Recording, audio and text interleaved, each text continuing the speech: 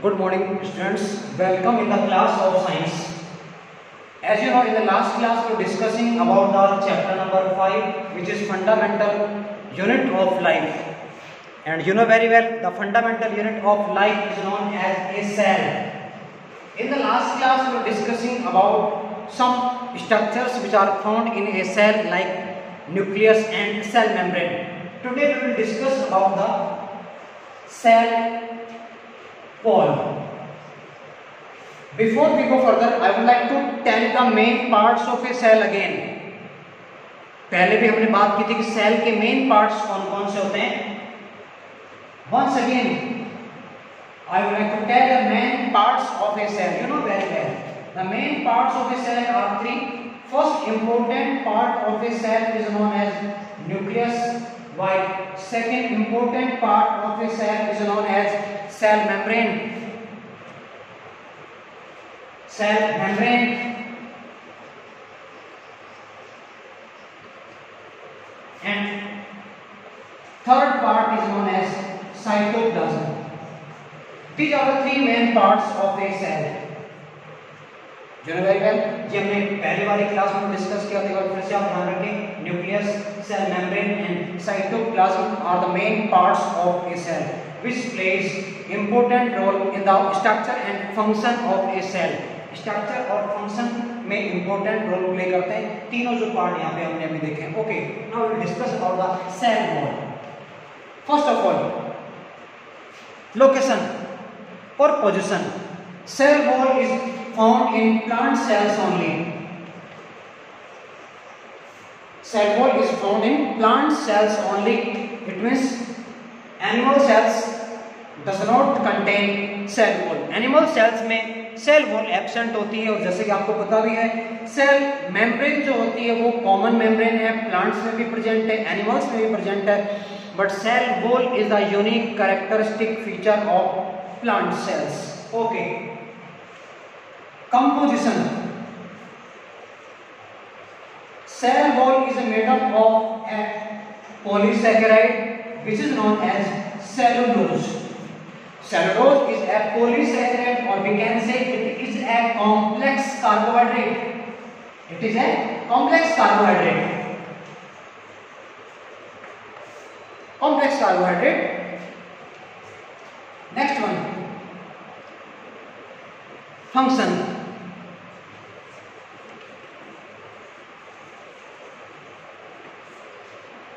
An important function is performed by the cell wall in the plant cells. देखिए, हम लोग सभी जानते हैं प्लांट्स डायरेक्टली एनवायरनमेंट के कांटेक्ट में रहते हैं, तो उनको एटमॉस्फेयर में जितने भी चेंजेस आ रहे हैं उन सभी चेंजेस को बियर करना होता है. तो सिंपल सी बात है, हम ये कह सकते हैं कहीं ना कहीं प्लांट सेल्स को ज्यादा प्रोटेक्शन की रिक्वायरमेंट होती है. तो एक तरह से हम ये कह सकते हैं गिफ्ट ऑफ नेचर है प्लांट्स के लिए कि उनकी हर एक सेल में सेल वॉल प्रेजेंट होती है, और वो सेल वॉल उनको रिजिडिटी देने के साथ साथ शेप प्रोवाइड करती है और प्रोटेक्शन भी देने का काम करती है. भाई हमने कहा ये रिजिड है, रिजिडिटी प्रोवाइड करवाएगी. और सिंपल सी बात है, अगर रिजिडिटी प्रोवाइड करवाई जा रही है तो वहां पे क्या होगा, जो सेल है उसको ऑब्वियसली जो एक्सटर्नल एनवायरनमेंट में चेंजेस आ रहे हैं उनके अगेंस्ट प्रोटेक्शन मिल ही जाएगी. तो ये काम सेल वॉल के थ्रू किया जाता है. हम कह सकते हैं the main function of cell wall is it provides protection and rigidity to a plant cell. Listen again. Cell wall is found in plant cells. It is composed of cellulose, which is a complex carbohydrate. Discovery. The discovery of cell wall is also made by Robert Hooke. Discovery of cell wall is also made by Robert Hooke. Robert Hooke was the scientist who also discovered a dead cell. Okay, function provides rigidity and shape to a plant cell. तो ये बात हमने कर ली है cell wall की. चलिए आगे बढ़ते हैं.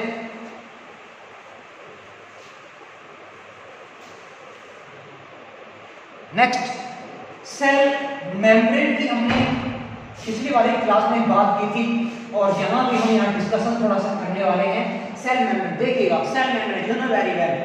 Cell membrane is a common membrane which is found in plants as well as in animal cells. Composition you know very well. It is made up of lipoprotein. Cell membrane is made up of lipoproteins. Lipoprotein means lipid plus protein. Very well, last की class में हमने ये discussion किया था। इसके बाद कुछ functions की हम बात कर रहे थे। आपको सुनिएगा, सेल मेम्ब्रेन प्लांट और एनिमल सेल दोनों में प्रेजेंट है, कॉमन मेम्ब्रेन की तरह बिहेव करती है। कुछ फंक्शंस हमने लास्ट वाली क्लास में मिस कर दिए थे, उन फंक्शंस को आपको एक बार फिर से रिवाइज करवाना चाहूंगा। इंपॉर्टेंट फंक्शंस हैं, हमें एक डायग्राम से हम उनको रिप्रेजेंट करेंगे, देखिएगा ध्यान से। First of all solution. Solution means solute plus solvent. Solute plus solvent is equal to solution. Solute for example sugar plus water is equal to sugar solution। sugar plus water is equal to sugar solution। देखिएगा ध्यान से, sugar plus water is equal to sugar solution। this is sugar solution। sugar solution okay. अब हम कुछ बात करने वाले हैं किस तरह के सॉल्यूशंस में सेल को रखा जाए तो किस तरह का चेंजेस वहां पे आएगा। देखिएगा, we have 3 beakers contains different concentration of solutions। beaker A, then beaker B,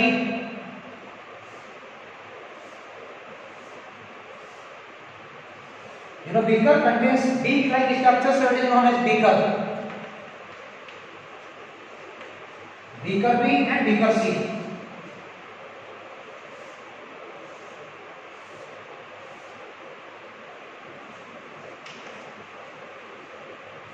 beaker A contains water।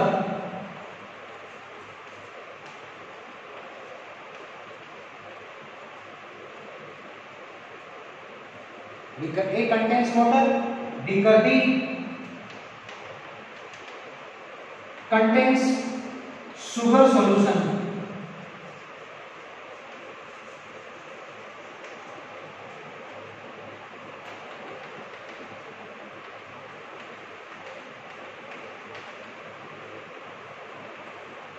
and beaker C contains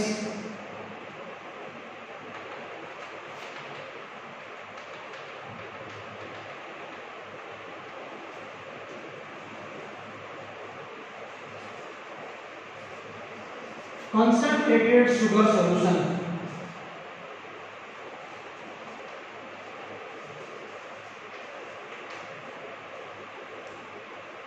बहुत ज्यादा गाढ़ा वाला सॉल्यूशन है, यहाँ मीडियम कंसंट्रेशन है और यहाँ पूरी तरह से लिक्विड सॉल्यूशन है।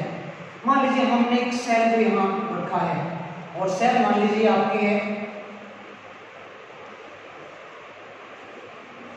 Plant cell. तो देखिए क्या होगा, प्लांट सेल है, वाटर की कंसंट्रेशन ज्यादा है, करके क्या होगा, वाटर एंटर करेगा सेल में, वाटर सेल में एंटर करेगा, what will be there, endosmosis will be there. Endosmosis को सेल स्वेल अप करेगी, सेल स्वेल अप करेगी, यानी सेल की साइज में इंक्रीज आ जाएगा, सेल बड़ी हो जाएगी। ठीक उसी तरह से जैसे हमने किसी बैलून में एयर फिल की साइज में इंक्रीज हो गया, बैलून साइज में बड़ा हो गया है। सेकेंड कंडीशन, दूसरी सेल ली अपन ने, सेल वही है, हमने यहाँ प्लांट सेल लिए और प्लांट सेल को हमने डाला शुगर सॉल्यूशन में। देखिए क्या होगा, शुगर सॉल्यूशन वाटर की कंसंट्रेशन कम है, क्या होगा, सेल के अंदर से वाटर बाहर निकलेगा। This is endosmosis, sorry exos, this is exosmosis, यानी सेल के बाहर निकल रहा है वाटर, और इस केस में क्या होगा, सेल श्रिंक करेगी। अब तीसरी कंडीशन में कंसंट्रेटेड शुगर सॉल्यूशन लिया गया, कंडीशन यहां पर भी यही वाली होगी। यहां क्या होगा, यहां एक्सोस्मोसिस का क्लाइमेक्स होगा और सेल में क्या हो जाएगा, प्लाज्मोलाइसिस। अगर यहां सेल को रखा गया तो पूरा का पूरा जो वाटर है सेल से बाहर निकलेगा और यहां जो कंडीशन होगी उसको कहा जाएगा प्लाज्मोलाइसिस, इसको अपन कहेंगे प्लाज्मोलाइसिस। अब एक ऐसे कंसंट्रेटेड सॉल्यूशन में सेल को रखा गया है जहां सेल के अंदर के सॉल्यूशन और बाहर के सॉल्यूशन की कंसंट्रेशन इक्वल है। You know very well, diffusion, the movement of particles from their higher concentration to lower concentration is known as diffusion. If diffusion takes place with the help of a membrane then it is known as osmosis। तो यहाँ पे हम क्या करने वाले, हमने एक ऐसा सॉल्यूशन लिया है जिसमें कंसंट्रेशन सेल के साइटोप्लाज्म की कंसंट्रेशन के इक्वल है। डायग्राम यहाँ बना देता हूँ आपके लिए।